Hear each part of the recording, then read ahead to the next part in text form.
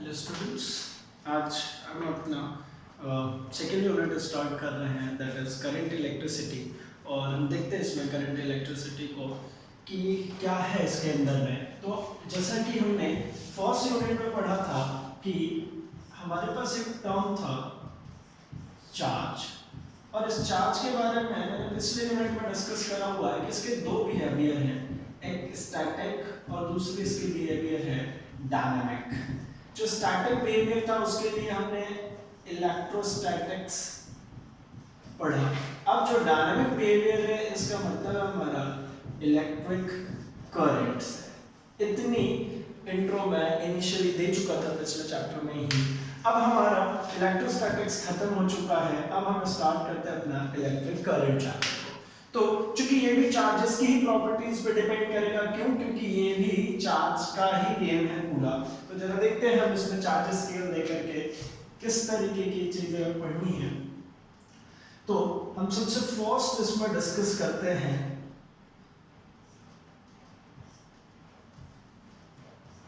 Electric current की definition से। तो इलेक्ट्रिक करंट की डेफिनेशन कहती है कि it is the rate of flow of charges from unit cross sectional area in a fixed time। इसका क्या मतलब है?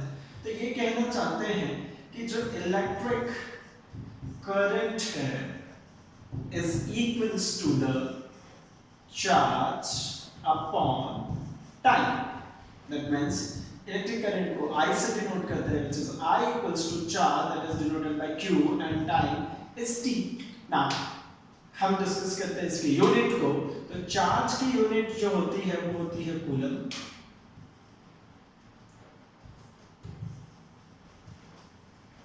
एंड जो टाइम की यूनिट होती है वो second. That means electric current की जो यूनिट हो गई वो हो गई coulomb per second.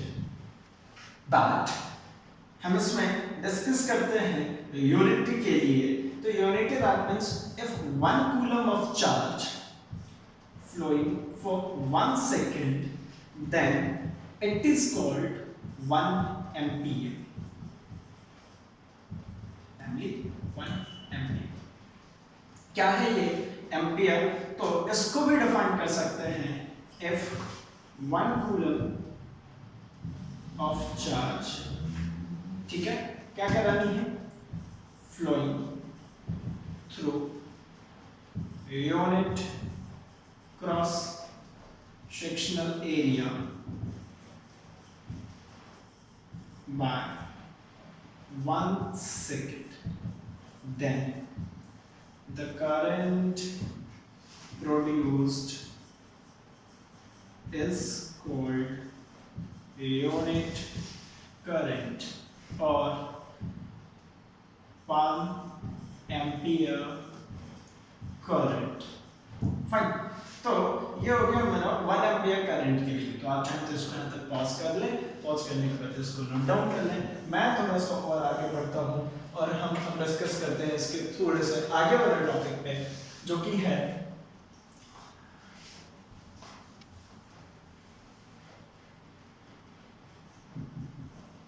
Electric potential.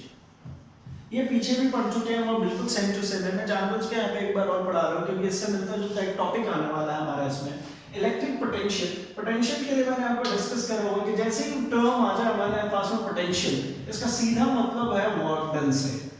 तो किस पे वर्क डन? इलेक्ट्रिक बोल रहा है। इलेक्ट्रिक वर्ड के लिए भी मैंने आपको बताया कि जैसे ही ये चीज मिले मेरे को चार्ज से मतलब है। तो ये क्या होगा कि work done in bringing a charge from infinity to a particular point is called electric potential। That means electric potential electric potential is equals to what? Work done upon charge, which means work done को W upon Q, यहाँ पर work done की जो unit होती है वो होती है जूल और चार्ज की जो यूनिट होती है वो होती है कूलम, दैट मींस जूल पर कूलम।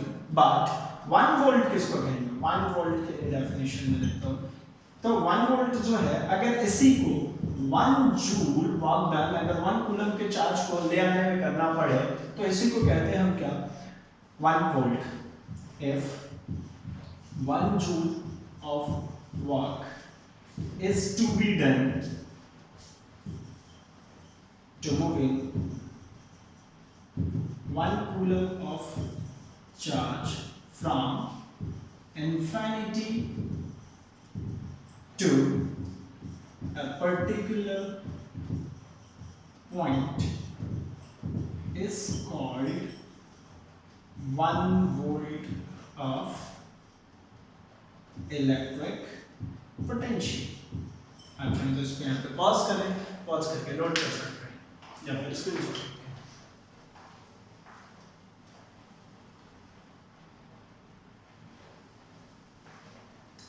ना मैंने जिस काम के लिए इसको पढ़ाया है वो वाले टॉपिक पे मैं आता हूँ थोड़ा सा। देखो ये क्या है, एक टर्म है हमारे पास इलेक्ट्रोमोटिव फोर्स, या फिर आप इसको ऐसा कह सकते हैं कि यहाँ पर एक EMF वर्ड इंट्रोड्यूस होगा जिसका मतलब होता है क्या? Electromotive force. अच्छा ये एक्ट कैसे करता है, काम कैसे करता है? तो जरा देखना, बिल्कुल सेम टू सेम यही चीज है, पोटेंशियल डिफरेंस ही है, लेकिन ये potential difference it is same as potential difference, ये पोटेंशियल डिफरेंस ही है, but when circuit is open, जब सर्किट ओपन होता, जैसे हमने पोटेंशियल डिफरेंस के लिए आपको समझाया था पानी टंकी के कंसेप्ट के लिए, पानी टंकी है पूरा कनेक्शन करा हुआ है, उसमें से एक टंकी से दूसरी टंकी में पानी जाने दे रहे हैं, तो जरा देखना इन दोनों में क्या डिफरेंस है। देखो पोटेंशियल डिफरेंस में मैंने आपको ऐसा समझाया हुआ है, ये 2 टैंक्स हैं, ठीक है, इसके अंदर में इस लेवल तक पानी भरा हुआ है, यहाँ से एक पाइपलाइन है जो कि इन दोनों को कनेक्ट करती है, यहाँ पे एक टैप लगा हुआ है जिससे हम कंट्रोल कर सकते हैं। ये टंकी पूरी तरीके से भरी हुई है और ये टैप पूरी तरीके से बंद है, मतलब ये कंप्लीट भरा है, कंप्लीट खुला है, तो इसमें से इसमें कुछ भी पानी ट्रांसफर नहीं होगा। अगर नहीं होगा ट्रांसफर तो इसी सिचुएशन को कहते हैं जो इसकी हाइट की डिफरेंस होगी। उसी तरीके से अगर पोटेंशियल में बात करेंगे, सब पूरी तरीके से चार्जेस भरे हो और ये चार्जेस फ्लो न कर रहे हो, कैसे? ये देखो ये हमने एक सर्किट बनाई, यहाँ पर लेकर के इसको छोड़ दिया ऐसे खुला, तो इसका मतलब क्या है कि चार्जेस इन दोनों के क्रॉस आकर के स्प्लिट होंगे। इस केस में इस बैटरी में जो मेजर करोगे, यहाँ पे जो वोल्टेज मेजर होकर के आएगी वही कहलाती है हमारी EMF। और जैसे ही मैंने इसको कनेक्ट कर दिया, जैसे ही मैं इसको कनेक्ट करूंगा इसमें से करंट पास होना शुरू हो जाएगा। करंट पास होना शुरू होगा तब इसमें जो मेजर करोगे उसको कहोगे आप पोटेंशियल डिफरेंस। समझना इस बात को, क्या है ये टैप खुल बंद है तो मतलब पूरी हाइट तक पानी भरा है, इसमें बिल्कुल पानी नहीं। जैसे ही मैंने इसको खोला इसमें से वाटर इसमें भरना शुरू है और ये दोनों हाफ हाफ जब हो जाएंगे, ये खाली हो गया वो भर गया, तो ये जाकर के पानी इसमें से बहना रुक जाएगा। तो ये पोटेंशियल डिफरेंस के कारण चला। अब दोनों में समझना पोटेंशियल डिफरेंस और ये में क्या अंतर आ रहा है कि देखो जैसे मान लो इसके पास 10 चार्जेस थे और इसके पास 0 चार्ज था। सबसे फर्स्ट केस जब एक भी चार्ज यहाँ से यहाँ ट्रांसफर नहीं हुआ है तब पोटेंशियल डिफरेंस कितना होगा? 100 minus 0 that is 10 minus 0 that is 10। इसी को कहते हैं हम, इसी समय जो पोटेंशियल डिफरेंस है इसको कहते हैं हम EMF। लेकिन जैसे ही ये पोटेंशियल डिफरेंस इसमें से 10 और इसमें से 1 निकल गया तो इसके पास कितना पहुंच गया? इसमें से 10 में से 1 निकला, मतलब इस वाले टैंक में कितना मिला? 9, है ना।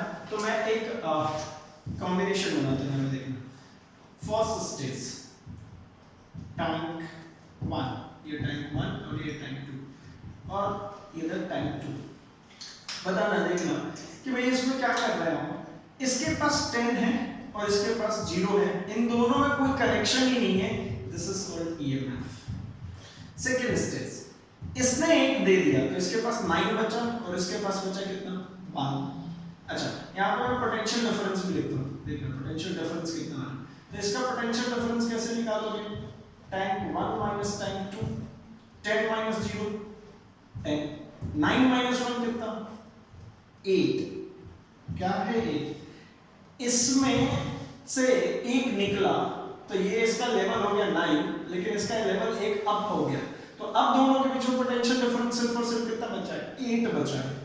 अच्छा अगला ये हो गया भाई 8 है ना, 8 में से 1 निकल गया, तो अब जरा समझना कि भाई ये जो इसके पास बचा था 9 माइनस 1 8 का पोटेंशियल डिफरेंस, एक और कम करो, एक और कम किया तो इसके पास 8 हुआ, लेकिन टैंक 2 के पास कितने चार्जेस चले जाएंगे, टोटल 2 चार्ज। अब दोनों के बीच में पोटेंशियल डिफरेंस सिर्फ और सिर्फ कितने का बचा है 6 का। देखो इसका गेम देखना ये कैसे चलेगा, फिर एक स्टेप और चलेगा, अगले स्टेप में क्या होगा कि इसके पास कितने चार्जेस बचे भाई 8 थे, अब इसके पास बचेंगे 7, 7 में से 3 चला गया, अब कितने के बचे हैं 4, फिर एक स्टेप, अब इसके पास बचे 6, 6 minus 4 that is 2 and last stage चलेगा, last stage is what 5 इसके पास बचे होंगे, एक और इसको दे दिया यानी 5 हो गया, यानी अब कितना है पोटेंशियल डिफरेंस 0। तो ये सब पोटेंशियल डिफरेंस है, ये सब पोटेंशियल डिफरेंस है, और ये जो था इस सिचुएशन में इस पोटेंशियल डिफरेंस को कहते हैं ईएमएफ। जरा देखना तो क्या हो रहा है कि जैसे ये एक चार्ज देगा, समझो इसको ये बल्ले पड़ा तो कि भाई एक चार्ज इसमें से कम होगा तो एक इसमें अप होगा, ये दो लेवल्स ऐसे हैं, ये एक स्टेप डाउन तो एक स्टेप अप, तो दोनों में ग्रेजुअली कम हो रहा है ना, मतलब दे तो एक ही रहा है लेकिन जो डिफरेंस बच रहा है वो कितने का कम हो रहा है 2 से, दिया 1 लेकिन डिफरेंस कितने का कम 2 से, 10 8 फिर 6 फिर 4 फिर 2 फिर 0, 5 5 हो गया, मतलब दोनों बराबर बराबर हो गए कार्यक्रम का। वाटर लेवल से समझ लो, इसमें 10 लीटर पानी इसमें 0 लीटर, 10 लीटर में से 1 लीटर इसने दिया तो इसके पास बचा 9 लीटर और इसके पास बचा 1 लीटर। अब दोनों में कितने का डिफरेंस है 9 माइनस 1 दैट इज 8 लीटर का डिफरेंस है जिसके कारण पानी फ्लो करेगा। अगले में इसने 1 लीटर और दे दिया यानी 9 लीटर था तो अब कितना बच गया 8 और इसके पास कितना हो गया 2 लीटर। अब अगले में पानी कितने की वजह से चलेगा भाई सिर्फ और सिर्फ 6 लीटर की वजह से। तो ये है पोटेंशियल डिफरेंस और ईएमएफ का अंतर। देखना मैं इसको हटाता हूं। ओपन सर्किट का मतलब समझ में आ गया होगा कि सर्किट क्लोज नहीं करते हैं तब की ये बात। अच्छा अब ये भी सेम ई से डिनोट होता है एंड वेक्टर नहीं लगाना तो ईएमएफ हो जाएगा, वो सॉरी इंटेंसिटी हो जाएगी। तो ई जो है that is 1 upon charge, E is equals to W1। तो इसकी भी जो यूनिट होगी वो यूनिट इसकी भी होती है वोल्ट ही, ठीक है।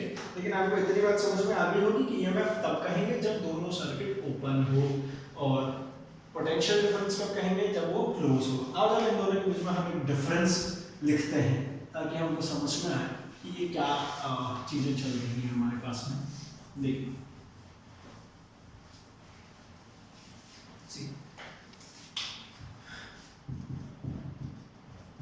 difference between EMF and potential difference। देखो इधर साइड में हम लिख लेते हैं EMF को, उधर साइड में लिख लेते हैं potential difference। अब देखना EMF potential difference में सबसे फर्स्ट डिफरेंस इन दोनों में ये है कि it is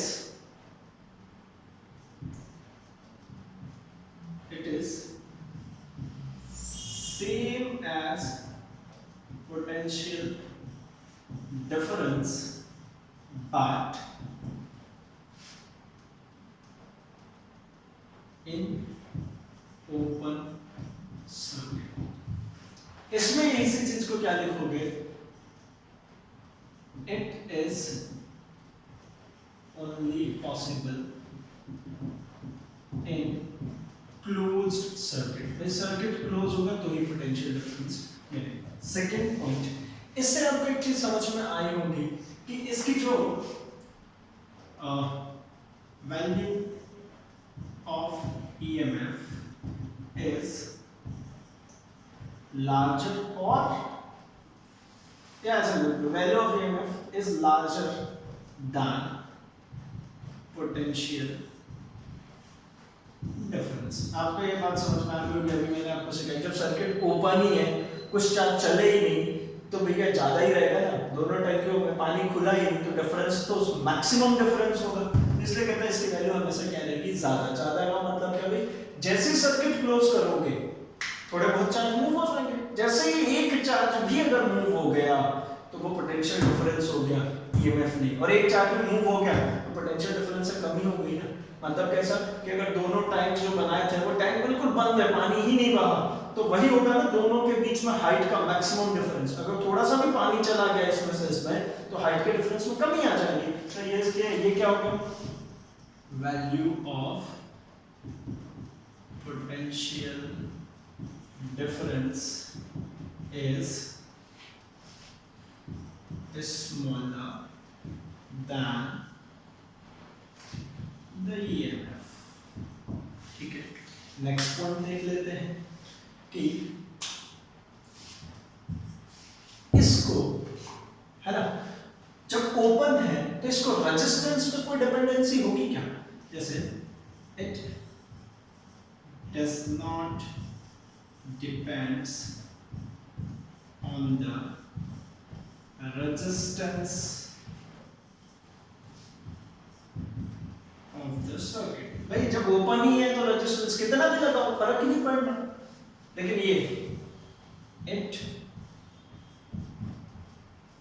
depends on the resistance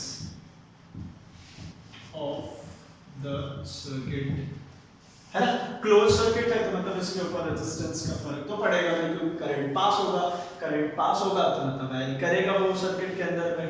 ठीक है, देखना it remains while circuit break. इसका मतलब सर्किट जो है अगर उसको ब्रेक करना तो ब्रेक करने के बाद भी ये बना रहता है, ऑब्वियसली ना, ओपन सर्किट है तो बना ही रहेगा। ये it is not possible in open circuit. भाई जब सर्किट ओपन होगा तो ये बात ही नहीं हो सकती, तो डेफिनेशन के अगेंस्ट हो गई चीज है। ठीक है, इसके बाद इसके यूजेस देख लेते हैं। इसको यूज कहां कहते हैं, जैसे बैटरी यूज्ड इन,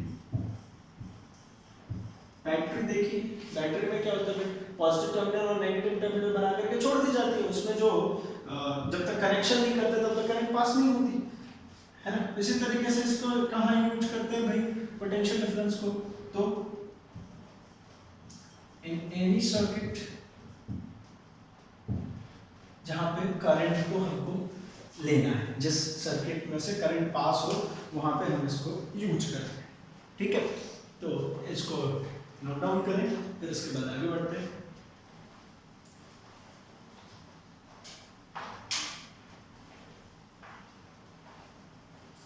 फाइन, वो क्या होगा, अब मैं आगे बढ़ता हूं। अब एक टर्म और देखते हैं हम जरा इलेक्ट्रिक करंट में ही, क्योंकि चार्जेस की बिहेवियर थी, तो इन चार्जेस के जरिए हम कुछ कुछ चीजें देखते हैं कि क्या क्या चीजें होता है और उसके अंदर में। तो देखना, इन चार्जेस की जो वेलोसिटी होती है उसकी वजह से एक टर्म है ड्रिफ्ट वेलोसिटी, डिनोट करते हैं इसको v सफिक्स में d से। क्या होता है ड्रिफ्ट वेलोसिटी, तो ये एक एवरेज वेलोसिटी है, it is the average velocity of charge, या फ्री चार्ज बोल सकते हैं। ये एक एवरेज वेलोसिटी है चार्ज की। ठीक है, कैसे एवरेज वेलोसिटी, तो भाई अगर जैसे कोई भी चार्ज जब फ्लो करना शुरू करता है तो ये फ्लो कैसे करता है मैं वो सिखा देता हूँ आपको। देखो जैसे ही मैंने इसके अगेन ये कंडक्टर है, ये जो ब्लॉक बना रहा हूँ इट इज आल्सो कंडक्टर। ये कंडक्टर को थोड़ा सा मैक्सिमाइज किया हुआ है जहाँ पे मैं देख सकूँ कि इसके अंदर कैसे चार्जेस मूव करते हैं। तो ये फिजिकली ये चार्ज अपनी जगह से चल करके सॉलिड में यहाँ से चल करके यहाँ नहीं जाता है। करंट जब पास कराना होता है तो चार्जेस का मतलब क्या था, फ्लो ऑफ चार्ज का मतलब क्या था। देखना ये नेगेटिव चार्ज यहाँ पर आकर के स्टोर हुए, स्टोर एलिमेंट से कनेक्टेड ही है। तो इलेक्ट्रॉन चूंकि इलेक्ट्रॉन नेगेटिव होता है, ये वाला चार्ज जैसे ही आएगा तो ये इस इलेक्ट्रॉन पे क्या लगाएगा, फोर्स। तो ये इलेक्ट्रॉन अपनी जगह से नेगेटिव नेगेटिव पा करके थोड़ा सा अपने स्पेस से थोड़ा सा हटेगा, क्योंकि सॉलिड है तो ये इसके जो क्रिस्टल्स होते हैं, जो इसका स्ट्रक्चर होता है वो बहुत ही ज्यादा कॉम्पैक्ट होता है, उसमें इतनी स्पेस तो होती नहीं है। लेकिन हाँ अपनी जगह पे आपको पता होगा कि सभी चार्जेस वाइब्रेट करते हैं तो उनके पास थोड़ी सी बहुत स्पेस होती है। जितना स्पेस होगा इस फोर्स की वजह से ये हल्का सा रिपल होगा। रिपल होने की वजह से देखना जो पहले इन दोनों इलेक्ट्रॉनों के बीच में डिस्टेंस थी और जो इसके रिपल्शन के बाद इनके बीच में डिस्टेंस बनी है वो कम है, पहले क्या थी, ज्यादा। तो अगर दो चार्जेस पास आएंगे तो पिछले ही चैप्टर में हमने पढ़ा है कि फोर्स कैसा हो जाएगा, मैक्सिमाइज हो जाएगा। मतलब ये वाला चार्ज अब इसके ऊपर फोर्स लगाने लगेगा और ये वाला चार्ज अब अपने आप को ज्यादा इलेक्ट्रोनेगेटिव महसूस करेगा और ये भी अपनी जगह से थोड़ा सा अगेन ये वाला चार्ज इसके ऊपर जो फोर्स लगाएगा तो ये ज्यादा इलेक्ट्रोनेगेटिव महसूस करेगा और ये थोड़ा सा इधर की तरफ शिफ्ट हो जाएगा। सिमिलरली ये चार्जेस के ऊपर, ये चार्जेस के ऊपर, ऐसा होते हुए ये पूरे चार्जेस यहाँ तक मिल गए एंड यहाँ से ये पूरे पॉजिटिव चार्जेस यहाँ पे मिले हुए हैं। जैसे ये नेगेटिव और पॉजिटिव मिलेंगे ये दोनों एक दूसरे को न्यूट्रलाइज कर देंगे। ध्यान रखें न्यूट्रलाइज होता है क्योंकि सर्किट कंप्लीट होनी है, चार्जेस को फ्लो कराना है। तो ये देखना ये इलेक्ट्रॉन्स अपनी जगह से चल के नहीं गए, इलेक्ट्रॉन्स अपनी ही जगह पे हैं। ये सिर्फ और सिर्फ जो चार्जेस जो ये फोर्स हमने बाहर से लगाई थी इसको इनने यहाँ से यहाँ तक पहुंचा दी बिना अपनी जगह से चले, हिले हैं, चले नहीं हैं। जबकि अगर यही इलेक्ट्रोलाइट होता जहां पे आपने इलेक्ट्रोप्लेटिंग एंड ऑल पढ़ा हुआ है, उसमें क्या होता है, जो इलेक्ट्रोलाइट होता है वो अपने दो आयंस में ए पॉजिटिव बी नेगेटिव आयंस में ब्रेक हो जाते हैं, एक कैथोड पे और दूसरा एनोड पे, है ना। तो ये दोनों इस तरीके से ब्रेक होकर के खुद ही मूव कर जाते हैं। मतलब एक लिक्विड के अंदर उतरता है और दूसरा लिक्विड से जाकर के इलेक्ट्रोड पे चढ़ जाता है। लेकिन यहाँ पे ऐसा कोई भी चीज नहीं हो रहा है, लेकिन चार्जेस ट्रांसफर हो गई। इसका क्या मतलब होता है कि जो भी हम कंडक्टर यूज करते हैं उसका साइज और शेप चेंज नहीं होता है ना। अगर ये इलेक्ट्रॉन यहाँ से ऐसा समझो, ये इलेक्ट्रॉन यहाँ से इस चार्ज को लिया और चल करके खुद ही यहाँ पर आया तो ये तो कोई साइज शेप चेंज हो जाती है, उसका पूरा स्ट्रक्चर ही चेंज हो जाता है। लेकिन ऐसा होता नहीं है। इसका क्या मतलब है कि इलेक्ट्रॉन्स अपनी जगह से नहीं गए, सिर्फ और सिर्फ इन्हें अपने ऊपर से एक दूसरे के ऊपर से चार्जेस को शिफ्ट कर दिया। क्लियर है यहाँ तक। तो देखिए कि अब जो इनकी एवरेज वेलोसिटी होती है, जो इनके रैंडमनेस की, क्योंकि हमने एक और चीज पढ़ा कि जब ये ईएमएफ नहीं अप्लाई करोगे तो इनमें एक रैंडमनेस होगी, तो उसी रैंडम वेलोसिटी को कहते हैं हम क्या भाई, ड्रिफ्ट वेलोसिटी। उसके जो एक चार्ज की जो है ना, if the it is the average velocity of a charge, ठीक है। अब जरा देखिए एक रिलेशनशिप है, relationship between electric current and drift velocity। इन दोनों के बीच में एक रिलेशनशिप है। सपोज इन 1 सेकेंड, 1 सेकेंड के अंदर किसी कंडक्टर से, suppose in 1 second n number of charges moving from the conductor, कोई कंडक्टर है उसके अंदर से n number of charges move कर रहे हैं, ठीक है।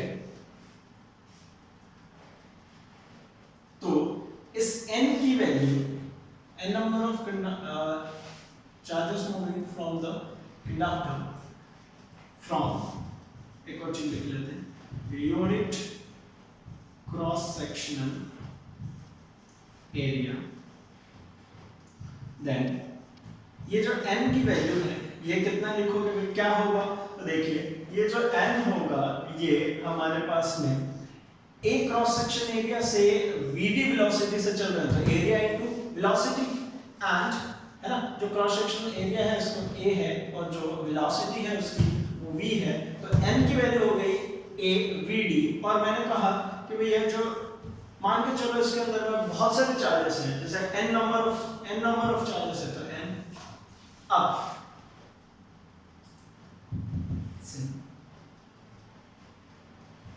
इन t सेकेंड के अंदर ये सारी चीजें क्या हो जाएंगी, है ना, ये सब कुछ सेम कि भैया है, तो t सेकेंड के अंदर ये जो भी चल रहा है उनको मल्टीप्लाई कर दो इनटू t से, ठीक है। बट ये देखिएगा, we know that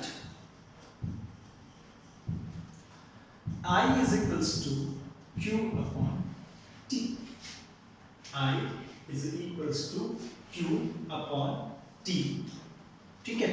एंड जो n होता है ना, जो चार्ज जो होता है वो क्या होता है, q इक्वल्स टू ne, है ना, क्वांटाइजेशन लॉ से, ठीक है। तो q इक्वल्स टू क्या होता है ये ne, तो एक काम करो इसको इक्वेशन में फर्स्ट रख लो और इधर साइड में कर देता हूं मैं, फ्रॉम इक्वेशन फर्स्ट क्या कर लूंगा मैं, इस q is equals to n की जगह पे पूरी वैल्यू ले आकर के रखो, that is n a v d t into e, ये वाला e और ये पूरी वैल्यू। अब जरा देखना, ये है जो हमने लिखा है कि हमको पता है भैया ये i equals to q upon t होता है, तो इस t को नीचे लाओ, q upon t is equals to क्या होगा, n a v d e, और q upon t is what, i, तो i equals to n a v d e। इसको याद रखेंगे, ये हो गया relationship between electric current and drift velocity, ये है ड्रिफ्ट वेलोसिटी, ये है इलेक्ट्रिक करंट। अब एक और रिलेशनशिप यहीं पे आता है, एक और टर्म बेसिकली आता है करंट डेंसिटी। अब करंट डेंसिटी क्या होता है, डेंसिटी से